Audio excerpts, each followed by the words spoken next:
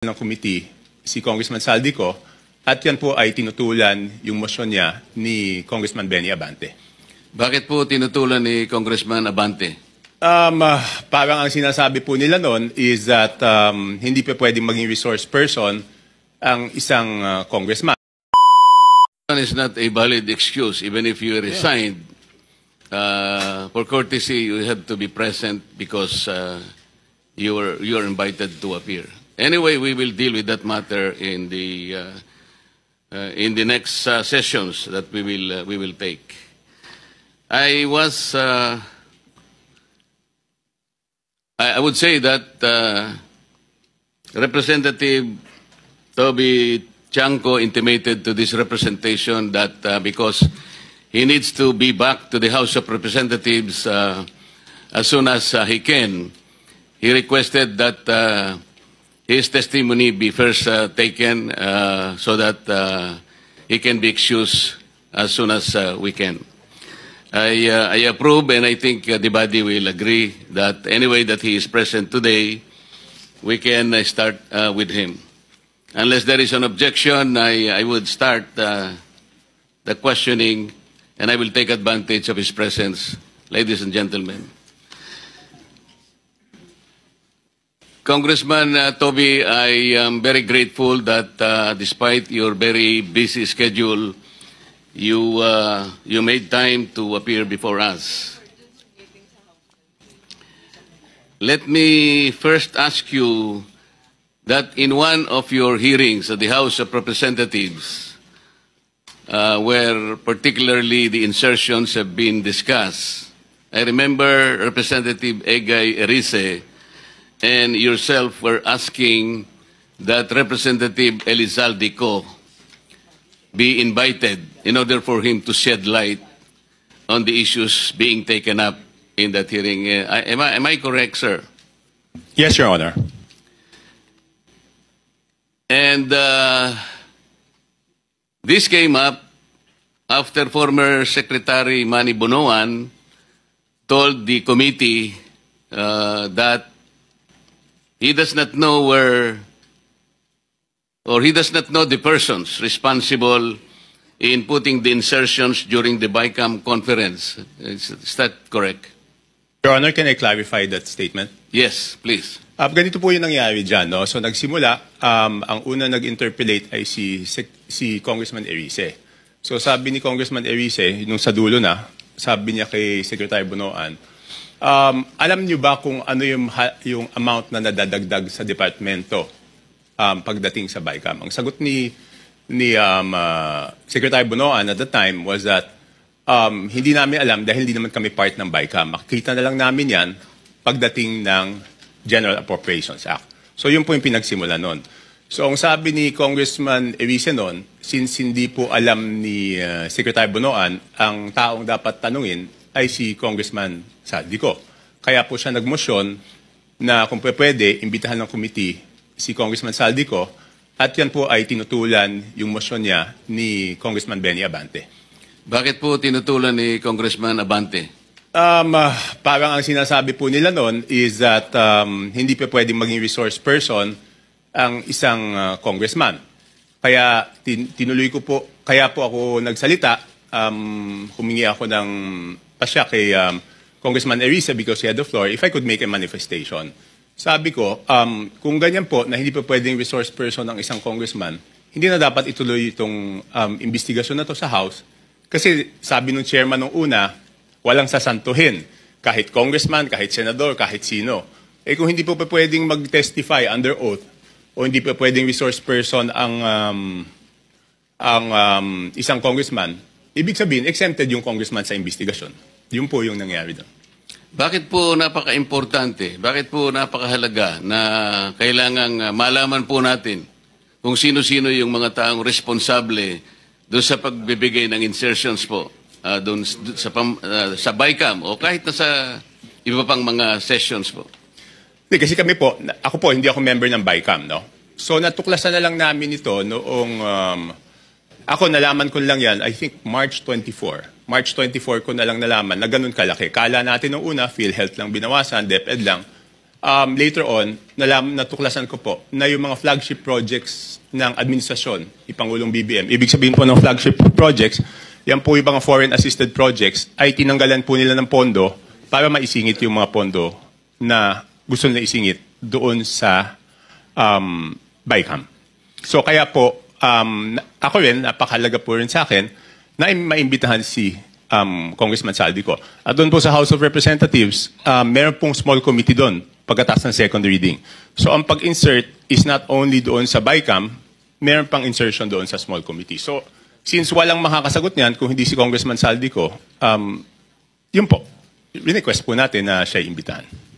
Alam po ba ninyo kung sino-sino yung miyembro ng small committee na binabanggit ninyo? Sa House of Representatives po. Opo. Yes po. Ang chairman po noon is si Congressman Saldico, tapos senior vice chairman ng Committee on Appropriations, majority leader of the 19th Congress, and minority leader of the 19th Congress, Your Honor. Sino po yung vice chair ng Appropriations? Senior vice chair si Congresswoman Stella Luz-Kimbo po. Sino po yung majority leader? Congressman Manix Dalipe po, Your Honor. Minority leader? Congressman Nonoy Libanan po, Your Honor. Sa mga tweet, silang apat po ang nagkukompose ng small committee. Yes, Your Honor. Ang nangyayari po, kasi alam ko rin naman po, dahil nagtagal din naman ako sa mababang kapulungan, kumisan po ay 2 hanggang 3 buwan po nating pinagdidebatihan yung budget. Mag-aaway-aaway pa nga po, kung minsan nga inaabot tayo ng madaling araw. At katapos-tapusan ang sinasabi ninyo ay 4 na tao lang pala ang gagawa ng mga bagay na inyong gusto sanang malaman kung anong nangyari. Tama po kayo, Your Honor. Di ba po, sabi ko nga, magtatalo-talo, magbibigay ng inputs yung mga kasamahan natin. Tapos sa dulo pala, yung 4 na tao lang ang magdidesisyon. At yung problema po doon sa 4 na tao na yon, at least yung BICAM po, may BICAM report po yun eh. Makikita sa BICAM report kung ano po yung original net budget ng isang departamento, Your Honor. Tapos makikita po kung ano yung dinagdag or binawas, Your Honor, at makikita yung natirang pondo. Ang problema po doon sa small committee, wala pong ano yun. Di ba po, nung unang araw namin ng budget briefing, nandun po si Sec Mina, nandun po si Yusek Cathy, hiningi ko na po yung report ng small committee. Kasi po, di ba, sa rules po natin sa House of Representatives, Section 39, kung di ako nagkakamali, pero baka mali ako, nakasulat po doon na after 7 days after maipasa ang isang batas, or 15 days pagkatapos mag-end ng session, dapat po i-file sa archives lahat ng reports tungkol sa isang House bill. So una po ako nagpahanap sa aking staff, Your Honor, ng records doon sa archives, wala pong mahanap. Kaya nung first day ng budget briefing, hiningi ko po. Wala din sila, hanggang ngayon, wala po silang binibigay. So ibig sabihin, sabi ko, kung walang record yan, ang siguradong nakakaalam po niyan, Your Honor, is si Congressman Saldico. Bago po tayo magpatuloy, let me acknowledge the presence of Senator Sherwin Gatchalian. Wala po kayong nakita sa archive o ayaw po nilang ipakita? Hindi po, kasi yung archives, alam niyo naman po, Your Honor, yung archives natin sa House of Representatives, napakagaling po nun. Kahit yung deliberations ng 1987 Constitution, hanapin niyo po dun. Lahat, transcript, journal, kompleto po yun. Yun, wala talaga. At noong tinanong ko po, noon yung COMSEC, hindi po sila makasagot kung nasaan. Ang sabi ko nga, pa-email na lang sa akin, ang tagal na po noon, hindi in-email, so wala po talaga yon. At imposible naman na walang nakakaalam noon. Alam po ninyo, meron po nga tayong tuntunin sa House of Representatives, kahit na po yung kopya ng enrolled bill, may 3 kopya po dapat, na nandun po dapat sa opisina ng Secretary General. Sinubukan ko rin po sanang manghiram nun kung meron, pero hindi rin po nila naipakikita. Pero ganito po, so ayaw po nila talagang payagan na maimbita si Representative Saldico. Meron bang pagkakataon na kahit paano nakita nyo rin po kung sino talaga ang may kagagawan ng mga insertions doon sa BICAM? Hindi po. Ang ginawa ko po, Your Honor, is nag-research na po ako kung sino po yung gumawa ng insertions. Paano po kayo nag-research? Ganito po. Okay, mahaba po yung history niyan, Your Honor.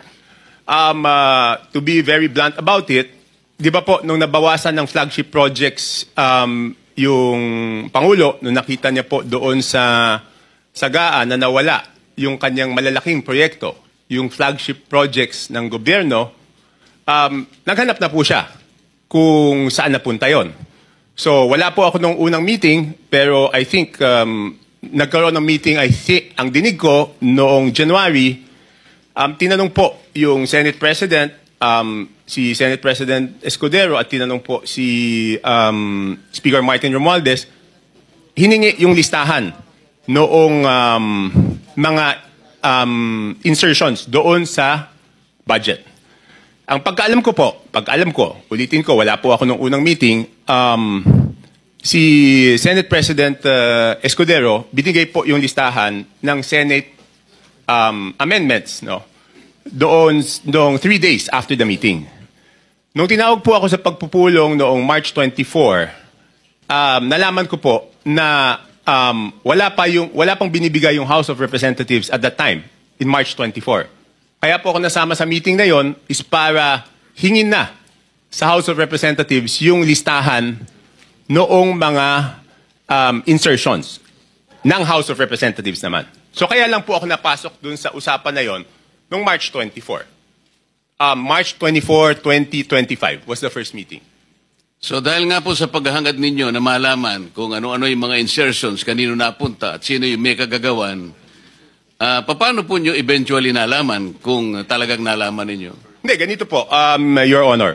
So March 24, paglabas ko doon, kasi nagmamadali na si Secretary Bunoan eh. Kasi ang worry niya po noon, March 29, mag-election ban po, di ba? So hindi ma-award, hindi mapapagawa yung projects. At pag hindi po napagawa yung projects, apektado po yung buong ekonomiya natin, di ba po? So paglabas ko, tinawagan ko po si Congressman J.J. Suarez kasi sabi sa akin doon sa meeting na yon na since wala na si Saldico, ang kumakausap na lang sa mga department secretaries ay si Congressman J.J. Suarez. So ang ginawa ko po, Your Honor, tinawagan ko siya, hiningi ko po yung listahan ng insertions. Pero nagtagal po bago po nila naibigay sa akin. I think 3 batches bago po nila naibigay sa akin yung kompletong listahan po nung sa House of Representatives. Sa mga po ay kinausap nyo si Congressman J.J. Suarez, nagbigay naman po ba siya ng impormasyon na inyong hinihingi? Tinawagan ko po. Nung una, nagpabigay siya ng hard copy. Sabi ko, paano ko naman hahanapin to? Hard copy. Pero nagtagal eh. Checking ko lang po kung anong date niya binigay. Basta hindi ka agad. Tapos, ang nangyari po noon, binigay rin in 3 tranches. Una, nagbigay ng isang batch. Pangalawa, nagbigay ng isang batch. Tapos yung isang batch na tagalan. So sabi ko, hindi ko po ma-check kung at hindi ko masasubmit sa executive branch kung hindi kompleto. So later on, napilitan namin silang ibigay yung kompletong listahan, Your Honor. Ano po ang nakita ninyo nung ibigay nila ang kompletong listahan sa inyo? Hindi, ginawa ko lang, Your Honor, is pinagkumpara ko po yung di ba po, admittedly, lahat naman po kaming congressman, pag nakita yung NEP, ang natural na tendency naman hihingi ng extra para sa aming distrito. Okay? So susulat po kami. At least ako, sumusulat ako. So siyempre, nung binigay sa akin yung listahan, ang unang naisip ko noon, ang una ko pong naisip is, kung ikaw, congressman, hihingi ka para doon sa distrito mo. Hindi ka naman hihingi para sa ibang distrito. So minatch-match ko po yung data. Ang haba doon, hindi ko alam kung gaano karami. Ang una kong ginawa, kasi wala naman nakasulat na congressman doon. Ang nakasulat yung district. So para malaman ko yung congressman, hihingi ko po kay Yusek Katib. Pinadala ko sa kanya yung file, and she can confirm this. She is here. Sabi ko, Yusek, pakiisa-isa mo nga, lagyan mo kung sino yung congressman kasi gusto ko i-compare yung proponent tsaka yung congressional district. Kung congressional district, hindi ko naman kabisado kung sino yung congressman doon eh. So ang sabi ko sa kanya, pakilagay mo yung pangalan ng congressman. So binalik niya po sa akin. Pagkatapos noon, sabi ko po kay Congressman Suarez, ikaw naman, ilagay mo yung pangalan ng proponent. Sabi niya, bakit kailangan yung proponent? Kailangan siyempre malaman kung sino yung nag-request. So later on, matagal, hanggang nung sinabi ko, walang gagalaw dito, hindi ko maprepresent ito. Kasi pinapaayos sa akin eh. Siyempre gusto ko, pag prinisenta ko po, dahil ako magpepresenta nun, kailangan kompleto yung data. So sabi ko, hindi ko masisimulan yung presentation kung hindi nyo ibibigay kung sino yung proponent. So later on, naibigay din. Hindi ko lang, wala lang yung telepono ko sa akin, Your Honor. Hindi ko ma-check na andun. So makatwid, naibigay naman sa iyo ni Yusek Cathy Cabral kung ano-anong mga distrito yon. Yes po, Your Honor. At naibigay naman sa iyo ni Congressman J.J. Suarez kung sino yung proponents doon sa mga distrito. Yes, pero nagtagal po. Nagtagal. Kaya ngayon po, pwede ba niyong sabihin sa amin kung ano ang napansin ninyo kung ang pag-uusapan ay yung mga distrito at yung mga proponents na nagbigay o naglagay doon sa mga distrito na yon. Ano yung unusual na napansin ninyo kung meron man?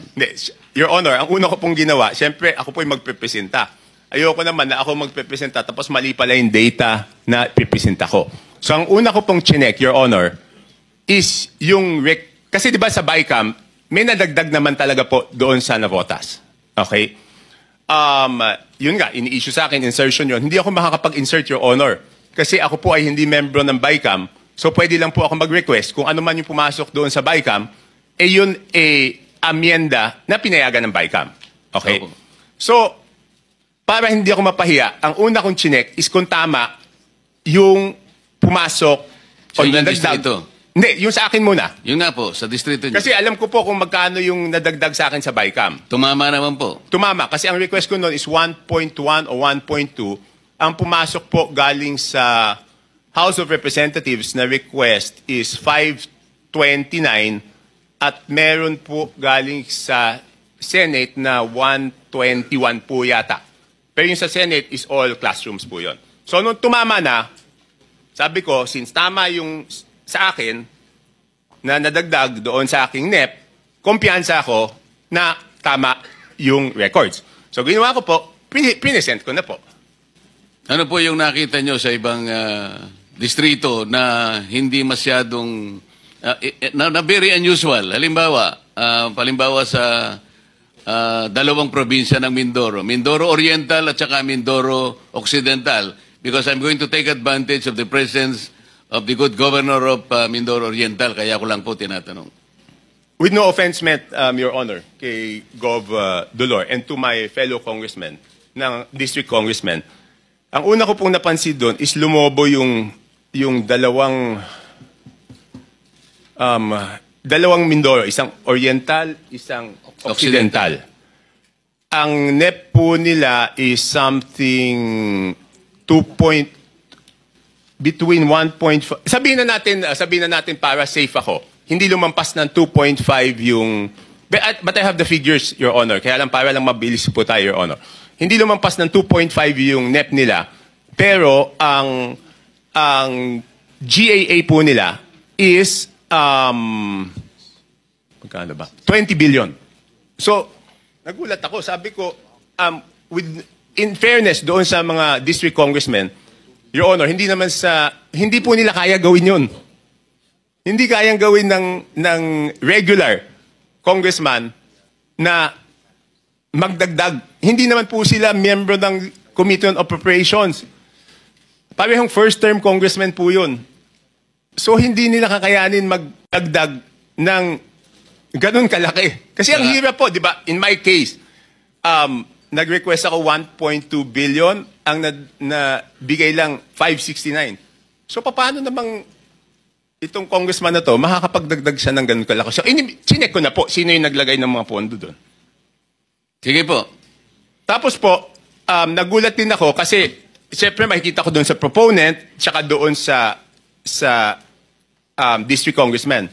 Nagulat po ako na, for example, alam ko po kayo dating party list, Your Honor. Pero may dalawang party list po doon, nasa BICAM lang, hindi ko alam yung sa small committee, ay nadagdagan sila ng 2 billion. Anong party list po? Ako Bicol at BHW po. Ang alam ko po, Your Honor, ang party list congressman, ang allocation po yata, kung di ako nagkakamali, but I'm sure you know better, is 100 to 150 million lang. Tama po yun. Kapag kayo po ay party list representative, tuwang-tuwa na po kayo pagka nakakuha kayo ng 170 million. So sinasabi po ninyo, dalawang party list yan, 2 billion po yung nakuha Sa BICAM po. sa BICAM. So, hindi ko na po na-check, Your Honor, yung ano, kasi one-man team to, ako mismo ano nito eh. So, Balikan po natin yung sinabi nyo without any offense meant dun sa representative po dyan sa Mindoro Oriental at saka Mindoro Occidental. Kayo na po ang nagsabi na parang wala naman sila sa kalagayan na manghingi ng ganong kalaki sapagkat hindi naman sila kasing sikat ng isang Toby Chanko. Hindi po. Kung kayo nga po nanghingi ng ganito, kalahati lang ang naibigay. Sabi po nyo kanina, hindi sila lalampas ng at least 2.5 B. Pero ano pong nakita ninyo? Naging 20 sa Makatwid. Magkano po yung nadagdag? Sangayon po dun sa inyong nakita. 17, ganyan. Di ba? From sabihin mo 2.5 to 20, di 17.5. Tapos ang isang nakita ko po doon, under proponent, nagulat po ako na yung proponent ng mga dagdag sa distrito na to, under BICAM, is si Congressman Saldico, na 13 billion. Sir, Your Honor, pwede bang i-ano ko lang yung USB na ayaw nila ipakita doon para mas madali kong mapaliwanag? Yun nga po yung gusto namin kung papayag Kasi kayo, mahirap puro kwento eh. Ito, may numero po to. bigyan natin ng kopya po yung Blue Ribbon Committee. May I direct staff of the Blue Ribbon Committee to please secure the copy from Congressman Tiangco para makita po natin yung binabanggit niya. Ipakita po natin sa screen.